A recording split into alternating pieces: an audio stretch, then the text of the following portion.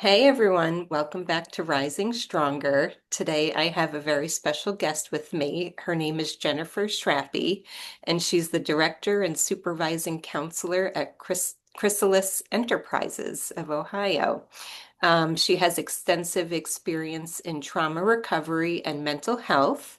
Her transformative work empowers individuals to overcome challenges in trauma and anxiety.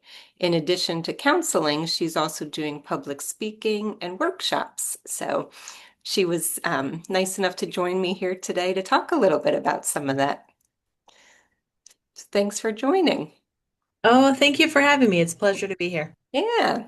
I was saying before we started, we have those similar passions with, trauma healing. And how did you get into the field or get into more of the public speaking?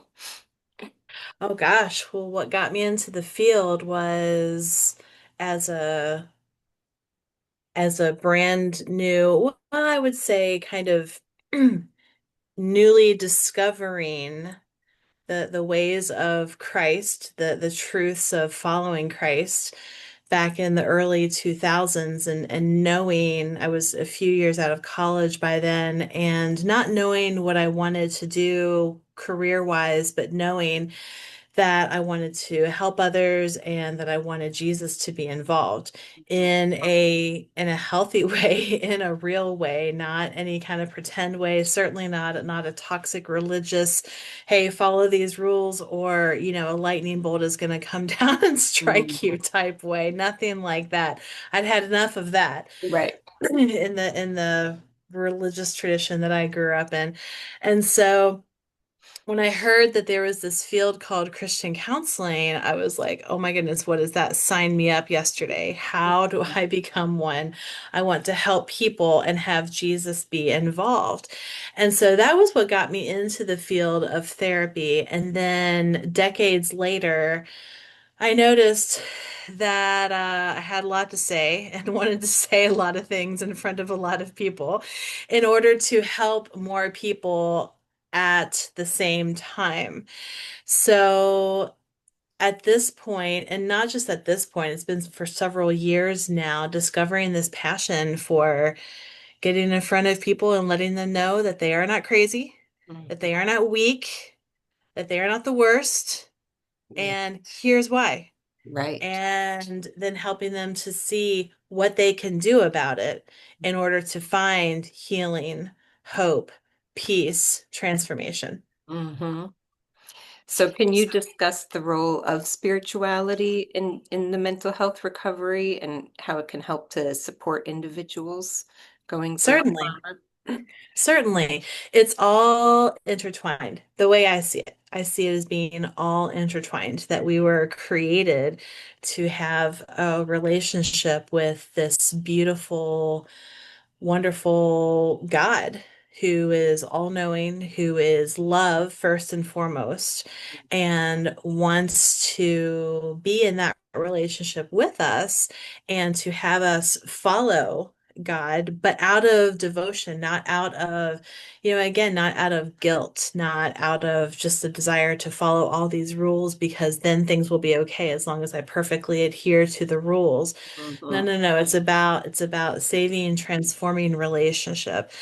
And so here on this earth, there's just so much darkness, there's so much fear, there's so much pain, there's so many things that we are put through Mhm. and that we go through. And I believe that when we are so low and in so much pain that God is right there with us weeping alongside us and just wanting to bring us in and help us to turn our burdens over and yeah, we have our responsibilities, we have our crosses to bear, of course, but so many times we humans take on more than we were meant to carry. Mhm. And so to follow follow our creator, to remember that God is the vine, we're just a branch. Right. And so we take our sustaining life, our sustaining force from God. We take our direction, we take our creativity, our inspiration, and more from this first source. We don't have to figure everything out. We Mhm. don't have to carry it all. We don't have to live in fear. Yeah, we'll go through hard stuff, but God is always bigger than that, even. Mhm. And, in those times where we get mad at God, God can take that too. We can rage at our Lord. And that, again, doesn't mean that a lightning bolt is going to come down Right. because God is first and foremost about love and knows how hard it is down here.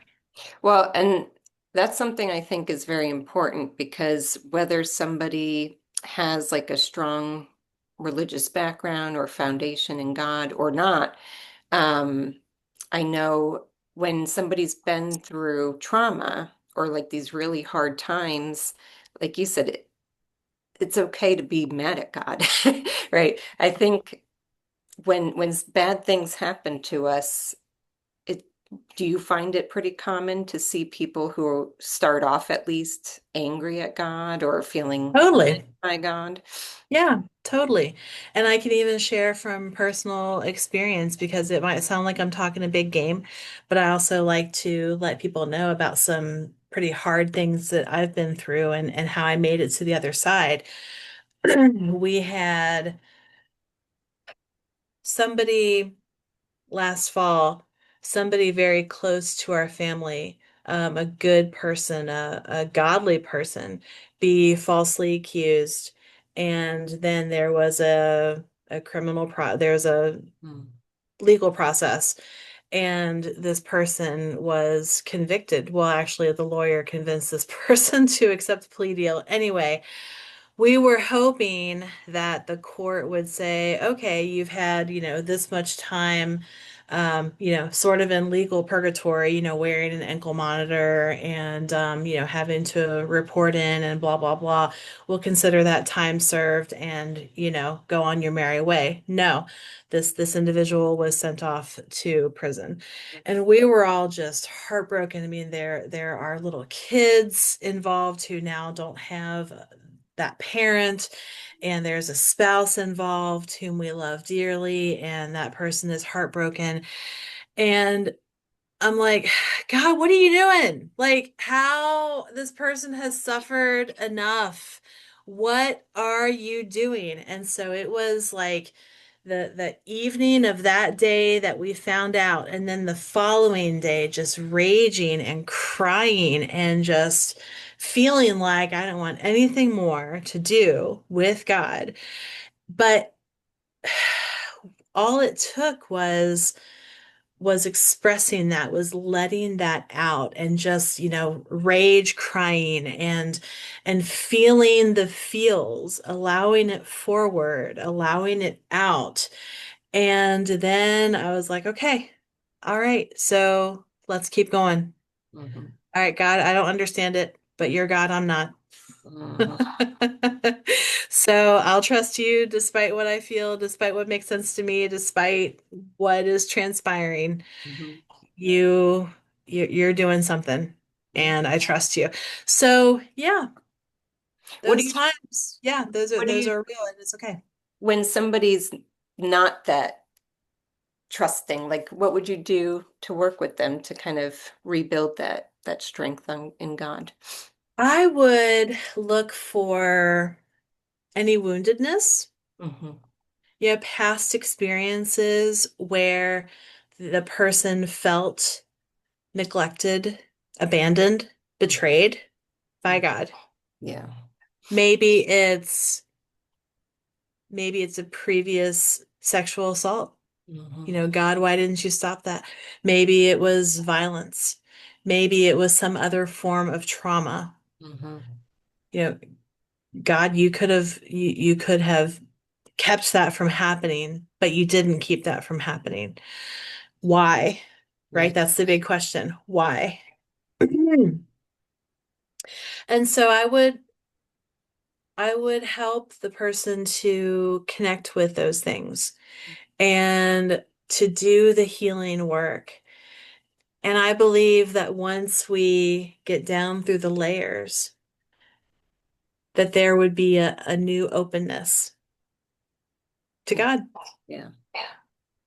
I know I've shared my podcast is a little bit about like therapeutic resources and tools to get through what I call these ground zero moments.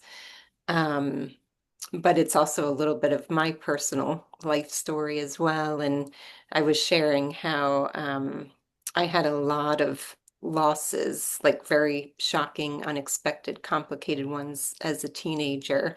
And there was a time where I shared recently, like I was afraid to say I love you out loud because I felt like God would take another loved one from me. And um, but at the same time, like I remember bringing my what the hell God to him and my anger and hurt. And over time, I was able to heal. And now I always share, like, whether people call it God or higher power, it's like having that foundation to me is crucial to get through life, especially trauma, you know. Yeah, Yeah. absolutely. So what do you think, what would you say some practical steps are that individuals can take to begin healing from trauma? To first examine the the internal stuff Mhm. to see if there is full willingness to go there. Mm-hmm. Is the person ready? What are the fears connected to addressing the trauma? Mm-hmm. What are the concerns? What are the grudges? Mm-hmm. What's the status of the anger? Because there's going to be anger. Mm-hmm. It may not be one of the top layers, but it's there. Mm-hmm. In fact, typically when a client of mine and I reach the anger portion of the process, I know that we have made a lot of progress because it's usually buried under these other layers because the person feels like, he or she doesn't have a right to be angry or isn't empowered enough to be angry or whatever that block is. Or that, anger would then bring a backlash of, new stuff. And that very well could have been true at the time of the trauma. Certainly, it may not have been safe to express anger. Right. So, yeah, addressing, kind of taking stock. Mm-hmm. Am I ready? Am I ready to really face this? Mm-hmm. And keeping in mind that it may very well feel like a mountain, but Mm-hmm. it can quickly shrink down to a molehill. Right. Yeah.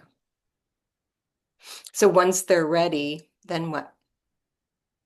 Then what? We look at the symptoms. Yeah. Hey, what I am IFS informed. And so I'm doing parts work with them. Hey, what parts are active? What Yep. are your regularly appearing protectors? Mm-hmm. Anxiety, of course, is a big one. People pleasing might be a big one. There might be this rebellious part that doesn't trust anybody, and so it's very keen on just putting up a block Mm-hmm. and not following along. There could be other ways of blocking life, blocking others. Maybe there's avoidance, maybe there's a really hard shell. There's always a reason why people have the active parts that they have. There's always a reason. And so, with openness and compassion and no attacking and a true investigative attitude, let's see what's going on. Mm-hmm. Let's get to know these parts Yeah. instead of trying to, fight against them, um, numb them out, Mm-hmm. ignore them. Let's get to know them. Let's invite them to the table. And then once we get to know them, let's work with them and see what needs to happen so that they start to calm down. Yep. I've found I'm trained in parts work as well, and I've done it myself, which is what made me want to do the training. And even the parts that seem so annoying or frustrating or negative, like they all really do have such a beautiful intention for your life. And you don't, I could tell people that all day, but until you do the work and see for yourself how they're trying to help it, it really does transform your relationship for when they show up and how you interact with them and getting to work together. Yeah. Pretty cool. So you would get them Yeah. to kind of work together with those parts and hmm Yeah. And then once the parts are, on board, hmm then we see what are the wounds that hmm these parts are reacting to. What needs healing? What needs to be brought into the light and to have that healing balm so that then the parts can start to calm down and see, okay, this client is no longer the defenseless 6-year-old child Right. or, the bullied teenager Mm.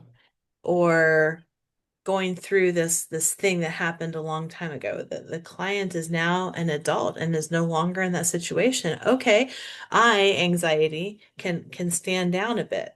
I don't have to work so hard to protect this person as if he or she were a defenseless child. hmm That's what I say to my clients. You know, sometimes our parts are so busy looking out to the world that they forget to turn around and look at us and see we're not that little child anymore. That's right. That is right. Do you do any, are you trained in EMDR or accelerated resolution therapy? No, no, I've received it and it was fascinating Yeah. years ago. Yeah. Yeah. But no, I'm not trained in EMDR. Some of our clinicians are here at Mm. Chrysalis. It's one of my favorite things to do with people because I have some clients who up here you could tell they've done all the work. The cognitions are in a great place and they're able to kind of like shift, but sometimes our bodies hold on to it and it's just like a mind, heart, body, soul healing and it's just such a cool thing to participate in, especially, with trauma. Yeah. Yeah. Do you do any somatic work with clients or what No, technology? I'm pretty much IFS all day long. Oh, yeah. Yeah, IFS is very big for helping Mm. too. Yeah. Let me think. What do you think some ways of building resilience, um, are there any like practices or habits that they can do to strengthen that when they're healing from trauma? I would say the very word practice. Hmm Practice working with those parts. Yeah. It can be so helpful, so healthy to start the day with, gathering everybody together. All right, all you active parts, good morning. hmm What's up? Who's here? What are you concerned about? And of course, the goal with internal family systems, the goal with parts work is to be in self. hmm And so to do the work needed in order to reach that state of authentic self and then be living life out of that, reacting to things out of, the self energy, which for those who follow Christ is, the Holy Spirit active within us. And so that's especially beautiful. Um, So living out of that inspiration, that strength from above. And when things happen as they will, just taking stock of how we are reacting, What do we need? Does a part just need to be heard? Does it just need to rage for a bit or freak out for a bit? And maybe we're even listening to it with tears running down our face, and then it quiets itself and goes away, leaves us in peace. Mhm. Maybe that's all that's needed. Just to be So, engaged. practicing parts work. And then with practice, we get better, we get stronger, we get more consistent. For those who may listening that might not be as familiar with parts work, can you help explain that self a little bit more? Totally. So, what that means is that inside we all have this internal system. Every single one of us has an internal system, and this system is composed of many parts. If people have seen the Inside Out movies, it's very similar to that. Very similar to that. And they can even feel like little, gremlins running around or, smaller versions of ourselves or maybe just shapes or colors, or maybe we don't see anything. I personally don't see my parts. I'm just aware of them. So not everybody visualizes them. But really, any emotion, Mm-hmm. any kind of inner force we can think of as a part. So anxiety, inner critic, imposter syndrome, rage, addiction, people pleasing, sadness, grief, taskmaster, perfectionist, anything. And that's just several examples. There are infinite examples, and everybody's different, of course. Depression, I mean, on and on. So any of those emotions and or managerial type parts we can think of as a part of the system. Okay. They are reacting to old stuff that we've been through. They're reacting to present day fears and concerns. They're reacting to the things that we need to get done. They're reacting to each other. They Mm-hmm. are reacting. And what can often happen is that they are not aware of just how strong and capable we are because they're seeing us as this child version of ourselves who went through something really awful, or this other version of ourselves from 20 years ago that was going through a hard time, and these parts were like, oh, we don't want that to happen again, so we have to overreact to this and that and the other. And they certainly are not reacting to the person we really are, which at the core of this system is our true authentic nature, which IFS calls self. That doesn't mean selfish, that doesn't mean self-centered. It's just the term for our true nature. And when we are in self, we're not anxious, we're not critical, Mm-hmm. we are not living in shame. We're not depressed. We're not sad. We are calm. We have this natural curiosity about things. We have better creativity, and that could be artistic, that could be with writing, that could be with problem solving, that could be with figuring out, school pickup logistics. Mm-hmm. Often requires some creativity. We have compassion for ourselves and for others. We have more courage and confidence. We are so chill. We have nothing to prove and no reason to hide. We are more patient toward others, but that doesn't mean that we're just going to get walked all over. Right. So the goal, and there are other attributes too, but the goal is to be in this state and to be living life out of that state. And that when the parts see us then more consistently in self, they calm down more because they see we're okay. Mm-hmm. Yeah. I sometimes liken it to if we were to look at our parts like a classroom of preschoolers and they're wild and running amok, and then in walks in like that steady, calm, gentle, but assertive at the same time, that the teacher, right? And it's like once that teacher's presence is there, those parts can settle. That's a good point. Yeah, yeah. But I definitely think I've mentioned on here for anyone who hasn't done parts work, I think it is such a great modality that everyone should should check out because it really does change our day-to-day lives. Oh yeah. Yeah, absolutely. Yeah. Any steps that you would recommend with working with parts or healing trauma that they could do to maintain progress over time?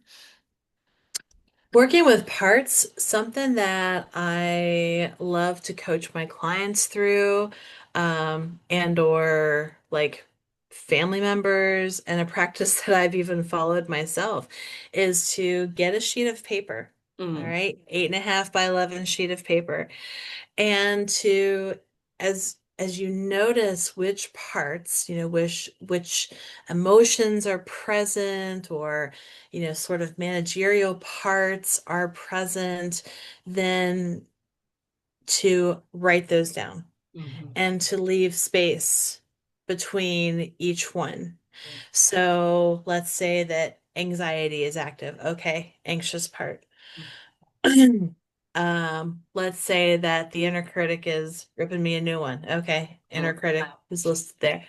Let's say that there's sadness. Let's say that there's frustration. Again, listing them but leaving space between each one. mhm, And then going back and writing down what that part is saying, yeah. keeping in mind that it doesn't hold the corner on truth.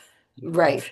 That just because this part is saying something that sounds very true, that sounds like it might have a whole lot of meat to it, Mm-hmm. that instead it's just expressing what it's going to express from its perspective. So an anxious part is going to say anxious things. The Mm-hmm. inner critic is going to say critical stuff. You all Mm-hmm. follow. And so letting them be heard. And again, this can be intense. This Mm-hmm. can be really intense, but letting them be heard. And so often that's all they need. But if they're still hanging around and there's more, then that really, in my opinion, takes an IFS professional to do that digging and see what needs to be done to bring healing, to bring the resolution that is needed, because that part could have a lot that is feeding it.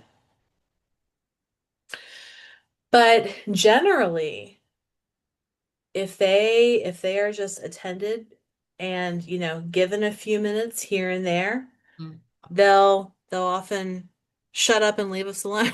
Mm-hmm. Which sounds a little crass, but that so often is what we want, is for them to just shut up and leave us alone. Yeah. Because I notice like if some people, some of these parts can be very inconvenient or upsetting, and some people don't want them, and they'll try to push them away or ignore them or, numb them. But I always say it's kind of like have you ever heard that poem about the tale of two wolves?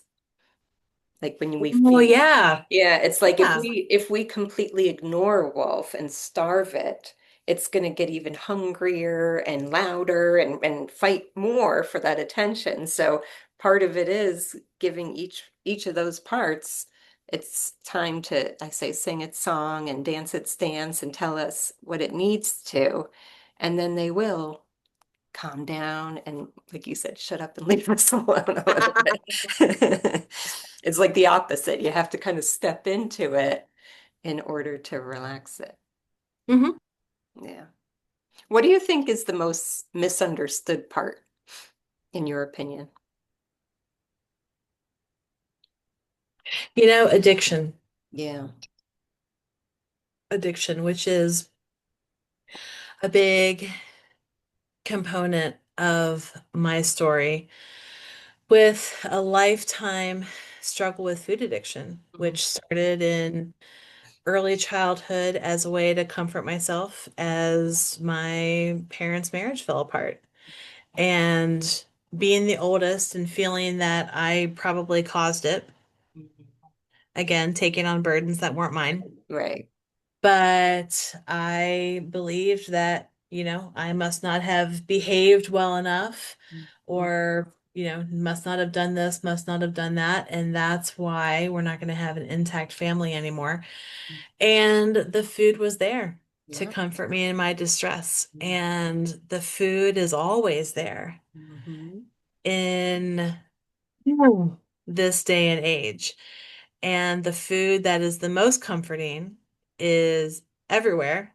And Mm-hmm. it's so mouth pleasing, and it's so numbing, and it brings that relief immediately.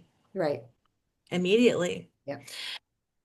And who doesn't want relief in the midst of distress, in the Mm-hmm. midst of anxiety? Who doesn't want, I mean, that relief so often comes more quickly than praying does. Mm-hmm. And thus, addiction will always interfere with our spiritual lives. Yeah. And so, addiction can often be judged as the person being weak, the person being crazy, um, the person being lazy, disgusting, especially in the area of people being really overweight. There can be this, kind of, hands off Mm-hmm. type attitude, but addiction means that somebody is hurting, somebody is stressed, and this substance, whatever it is, this substance or this process has come to bring the relief. Right. And this person is probably lonely, Right. certainly feels misunderstood, and more. And so let's think about addiction with a lot more understanding and compassion. Mm. It's a coping mechanism. Right. It's not some kind of moral failing. It's a Right. coping mechanism it can often feel like the person's best friend. I know that no matter what, this substance or this process will always be there for me. Mm-hmm. That's hard to turn down. That's hard to walk away from. Right. And especially, like you said, when it's usually so quick and immediate and fast Mhm. acting. Yeah. Yeah. Absolutely. And I always say, when a lot of times, whether it's a food addiction or any other type of addiction, if it starts in childhood or teenage years, you know, in a way, I find people pretty resilient because children and teens, we don't have all of the resources that adults do. If there's hardship or there's trauma at home, especially, you can't leave. It's not like you could take your car and go somewhere else. At the time, were not able to speak up and have a voice like we're allowed to do when we're older. We haven't learned some of the skills and resources and tools that we do throughout life. So I find it actually very resilient of people to come up with something on their own, you That's know? a good point. Yeah. And it does. I have a whole list that I share with people that, what emotional eating can do, and it can provide comfort. It's a companion. It's there when you need it. I even have a book that explains how like certain parts or certain emotions are tied into certain foods. Like if we're angry, we might gravitate towards something crunchy where we're chewing and gnawing, or if we're lonely and sad, we might gravitate towards something sweet. And that part is just coming in to bring comfort when we don't have those tools. And unfortunately, addictions, like for those listening, that's like one of those firefighter parts that they're just come in and put that pain out as quick and Yeah. immediate as possible. But then over time, it Yep. gets overburdened. Yeah, Yep. And just like real-time firefighters in a fire, they're rushing in. yeah, yeah, yeah, They are rushing in. yeah. And same thing. It's like as you work with them, you can help them recognize I'm an adult now. I have resources and tools and people, but that part loves. and cares and yeah, it's a practice. Yeah. Yeah. Yeah. Anything else that I'm missing around hearts or No, well, there are two initiatives that I've been working on. One of them is called Heal Your Money Stuff and Calm Your Life. And it's combining financial management with parts work. So this is aimed at people who, they know how to put together a budget.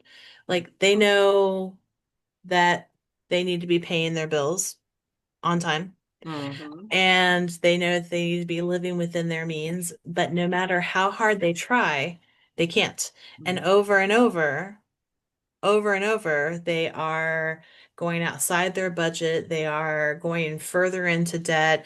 They are continuing on the path of money stress. hmm And when that's the case, there are parts involved. Maybe there's a hmm compulsive spending part. Maybe there's a part that's rebelling against the budget. hmm Budgets are for those fools over there, not for me. I'm not going to be controlled by a budget. hmm And so let's look at the underlying stuff that's causing the money mismanagement with no judgment, no shame.